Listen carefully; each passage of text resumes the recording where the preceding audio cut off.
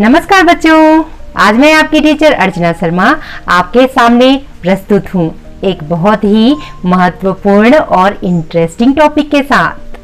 लेकिन बच्चों, अपने टॉपिक पर आगे बढ़ने से पहले चलो करते हैं कुछ बातें।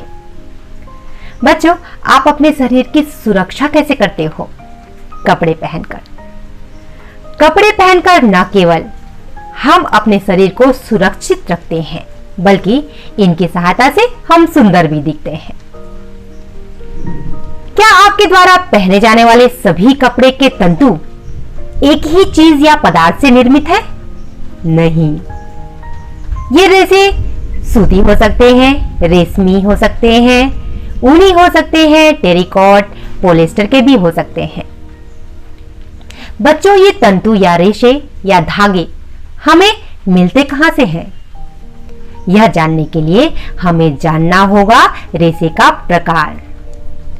बच्चों, रेशे दो तरह के होते हैं, एक प्राकृतिक रेशा और दूसरा संश्लेषित या सिंथेटिक रेशा, जो कारखाने में बनाए जाते हैं।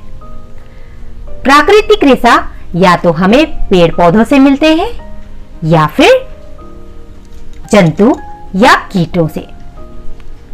पेड़ पौधों से जैसे सूती हमें मिलता है कपास से, जूट के रेशे हमें प्राप्त होते हैं पटसन से, उसी तरह ऊनी रेशे हमें प्राप्त होते हैं भेड़ के ऊन से। उसी तरह अगर हम बात करें रेशम और कोसे के रेशे की, तो ये हमें कीट से प्राप्त होते हैं। अब प्रश्न ये है कि कीटों से हमें कैसे रेशे प्राप्त हो सकते हैं? तो यह जानने के लिए हमें अध्ययन करना होगा इन कीटों का जीवन चक्र। बच्चों, रेशे यानी कि रेशम के रेशे या कोसे के रेशे, ये दोनों को प्राप्त करने का समान चरण होता है और दोनों ही के कीटों का भी जीवन चक्र एक समान होता है, जिसका अध्ययन हम इस टीएलएम के माध्यम से करेंगे। तो चलिए प्रारंभ करते हैं इनका जीवन चक्र। बच्चों, अंडों से इनका जीवन चक्र प्रारंभ होता है। अंडा रेशम या कोसे के कीट के जीवन चक्र का प्रथम चरण है। ये अंडे छोटे डॉट्स के रूप में होते हैं। एक मादा कीट 350 से अधिक अंडे दे सकती है एक ही समय पर। ये अंडे गर्म हवा के संपर्क में आने से फूटते हैं। फिर इन अंडों से बाहर आता है लार्वा, जिसे हिंदी में इल्ली कहा जाता है। ये लार्वा शहतूत के पत्तों का भोजन करते हैं। ये लगातार 30 दिनों तक इन पत्तियों की एक बड़ी मात्रा को खा जाते हैं और अपने शरीर का आकार इस तरह से बढ़ाते रहते हैं। बच्चों, जब ये मजबूत हो जाते हैं तो अपने चारों ओर एक सुरक्षात्मक आवरण या कवच का निर्माण करते हैं, जिसे कोकून कहते हैं। लार्वा इस कोकून का निर्माण अपने लार से करते हैं, जो उनके मुंह से बाहर आता है, जो वास्तव में एक तरह का प्रोटीन होता है, जो मुंह के बाहर आते ही बाहरी हवा के संपर्क से पतली तार या धागे की तरह हो जाता है। यह 1500 मीटर तक लंबा हो सकता है। बच्चों, इसी कोकून के अंदर लार्वा का परिवर्तित रूप प्यूपा रहता है। यह कोकून प्यूपा को ही सुरक्षात्मक आवरण प्रदान करता है। बच्चों, हम इसी कोकून से कोसे या रेशम का धागा प्राप्त करते हैं।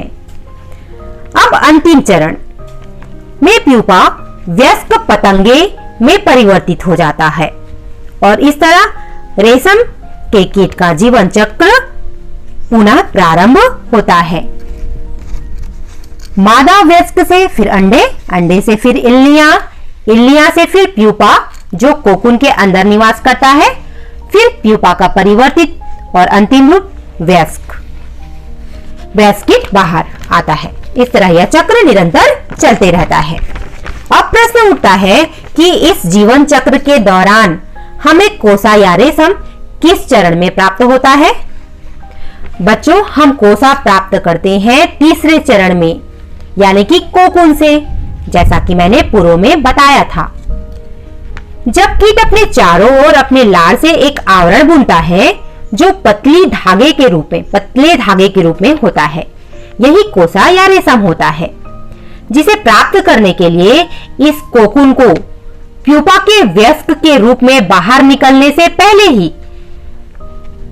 खौलते पानी में डालकर कोसे या रेशम के धागे को निकाल लिया जाता है और इस तरह प्यूपा की मृत्यु कोकून के अंदर ही हो जाती है और वह वयस्क नहीं बन पाता। बच्चों, ऐसा क्यों किया जाता होगा?